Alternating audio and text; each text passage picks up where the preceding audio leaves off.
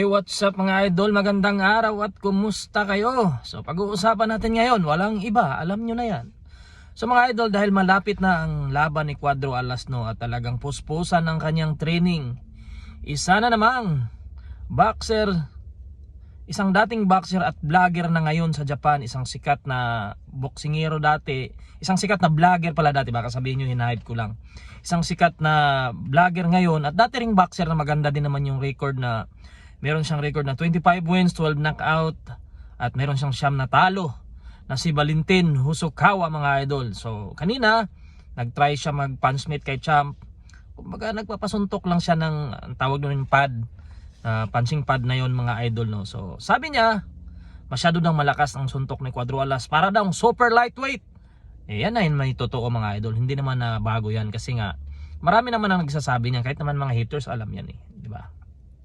So dati nang nagsabi niyan si Memo Heredias, kung sino nakakilala, yung dating strength conditioning ni Casimero noon, na sabi niya mas malakas pa daw ang suntok ni Casimero kay Juan Manuel Marquez. Pero di natin alam kung hype lang yun, basta sinabi niya yun kasi hawak niya dati si Cuadro Alas. Syempre kung hawak mo naman yung tao, ito balance lang to mga idol lang. Baka sabihin nyo masyado kung hinahype si Cuadro Alas, masyado kung binubula, pero ito ay base lamang sa mga sinasabi ng iba.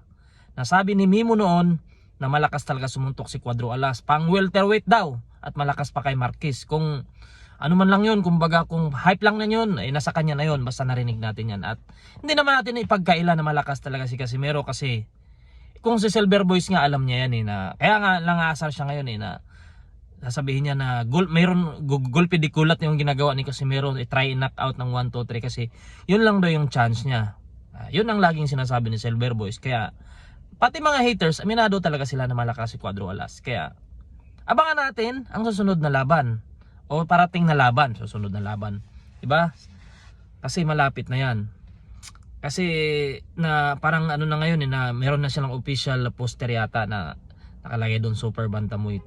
So malapit na talaga yan mga idol, no. Sa mga haters okay lang, timbang naman yung ano nyo ngayon. Ay hindi na pala timbang, kondisyon na pala. Kondisyon na pala yung inatupag nyo, kumbaga sinasabi nyo walang kondisyon si Cuadro Alas, walang resistensya. Pero alam nyo naman yan mga idol, kapag ang boksingero naman magti-training yan, meron naman talagang resistensya yan, diba? So tingin ko naman sa laban na to, tingin ko naman hindi abot ng 10 rounds. Kasi sa suntok ni sa lakas ng suntok ni Cuadro Alas, tingin ko mahihirapan si Kamida tanggapin yan. Kung hindi man itigil ng referee yan, talagang babagsak siya. Yung mga idol, abang-abang tayo dahil malapit na. Sa mga nagsasabi na wala na, laos na, meron pa yan. Huwag kayong magsasabi na laos na kasi andyan pa rin ang karisma ni Cuadro Alas, andyan pa rin yung kamandag ni Cuadro Alas. Kaya mga idol, abangan na lang natin. Sa mga haters, manood na lang din kayo at pumuna. Ay, pare-parehas lang naman tayo. For the views lang naman din kayo. Kahit nga ako, for the views na lang din Pero, syempre, doon tayo sa totoo. Kumbaga, hindi tayo mambubula. Ako hindi ako nambubula, hindi ko binubula si Cuadro Alas kasi ano pala ako bubulahin ko siya. Hindi ako yung katulad ng ibang merong mga Casimero vlogger noon na talagang kahit mali na sila pinupuri. Pero ako hindi. Kapag mali, ganun yan. Kapag mali, sasabihin ko yung mali kung mali sila, di ba? Sa mga pagkakamali nila noon, lagi ko naman sinasabi, kaya nga akala ng iba, akala ng mga nakadikit sa kanila, ako'y haters na ni Champ. Hindi. Yun yung yun, kumbaga constructive criticism yun. Parang kapatid ba, hindi porket kapatid mo, hindi porket kaibigan mo, bubulahin mo na lang, i-sugarcoat mo na lang. Hindi, sabihin mo pa rin dapat yung mali niya para naman malaman nila kung ano ba talaga yung pagkakamali, di ba? Kung iba minasama yun, wala akong pakialam, basta yun na yun.